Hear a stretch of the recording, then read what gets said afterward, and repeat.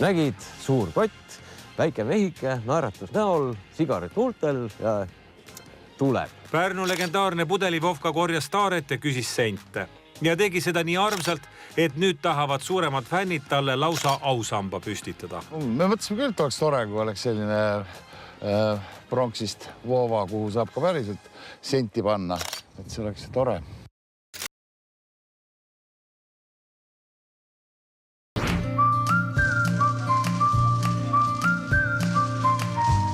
Igas kogukonnas on keegi, keda kõik tunnevad ja kes tekitab omamoodi turvatunde.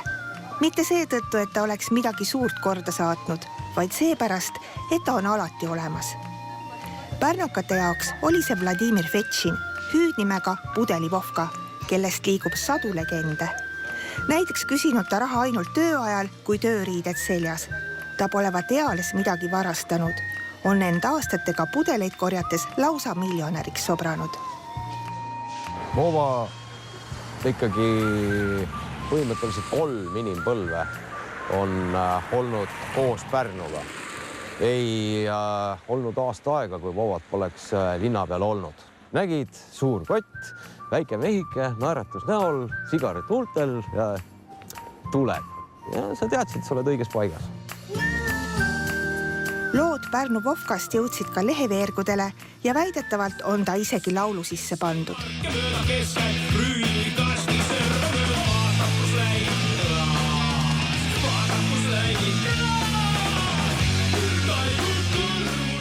Küsimus senti on ja suitsu on, need on juba paroolid. Ma küll ei mäleta, ma rääkisin eile ka ühe sõbraga, et mis ta Vene ajal küsis, et kopeiki on. Et me arvasime, et Vene ajal oli kerjamine keelatud. Et siis ta küsis ainult suitsu ja Vene ajal oli ka taaral natuke rohkem väärtust, et selle eest sai, kui sa 10 pudelit juba kokku said, siis sa võisid juba 2 korda sööklis käia. No see on ilmselt suhtumisi on mitmesuguseid. Mina ei rõõmustanud teda nähes. Ma ei usu, et ta oli Pärnu kaunistus või midagi taolist. Nii kahjuks on. Mõned saavad teenuseid linnalt riigilt, mõned üritavad kodutoel toime tulla nagu tema, aga ju tal oli vaja rahvasjast käia. Nagu kuulsustega ikka teadsid vähesed, kust ta tuli või millise pagasiga siia ilma sündis. Mis inimene ta siis oli? Väga hea, sõbralik. Ja teile onu? Ja, see on minu onu, ja. See on mina ja Vovka on 26 aastane. Ja nii hellalt hoiab? Ja meeldib seda lapsed.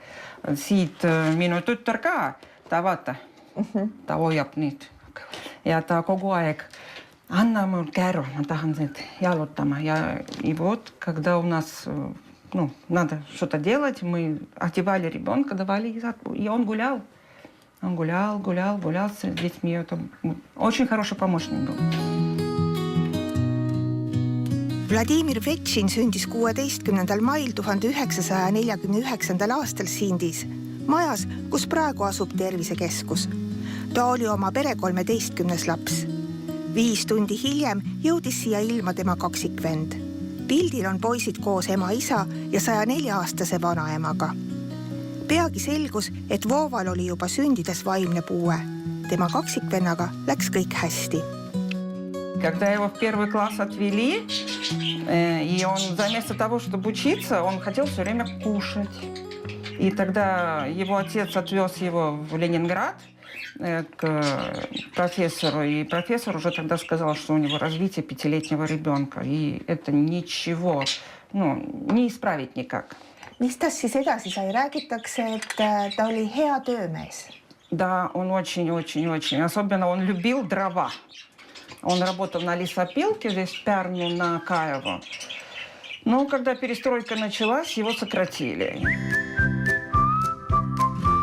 Umbes siis alustas Vovka oma üle poole sajandi kestnud kindla trajektooriga rännakuid Pärnu linna. See oli tema viis teenida ja olla vajalik. Vovkat võis kohata turul ja sauna juures, Vallikäärus ja rannas, bussijaamas ning mõistagi Rüütli tänaval, kus asus tema lemmik söögikoht Georg, mis uute omanike tulles sai nimeks Voova. У него, видно, были свои точки, куда надо зайти, как зайти. И он очень часто ходил в церковь. Всегда ходил в церковь. ega ma ei tea, ma ei ole kunagi Voovaga juttu rääkinud, sest ma ei tea, kas ta üldse rääkis. Küsis oma senti on ära ja ma olen vist üritanud küll teda nagu provotseerida väiksele vestlusele ka, aga ta ei andnud isegi seda välja, kas ta saab sust aru või ei saa, nii et selline malbe naeratus ja natuke kohtlane ja nii ta ma retki siin tegi. По мне, так Вова был користая, уборщик.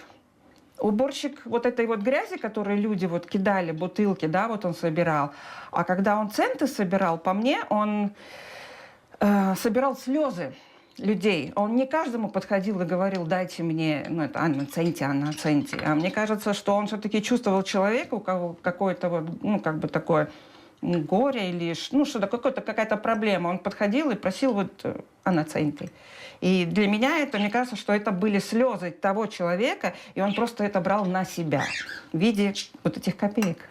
Когда он приходил, он все время приходил, Люська, я тебе деньги принес. Вот так вот. Ну, там вот эти вот копейки. Но она сначала складывала в эту банку, потом всем этим внукам давала так, это как эти мосирага такие. Он очень много курил.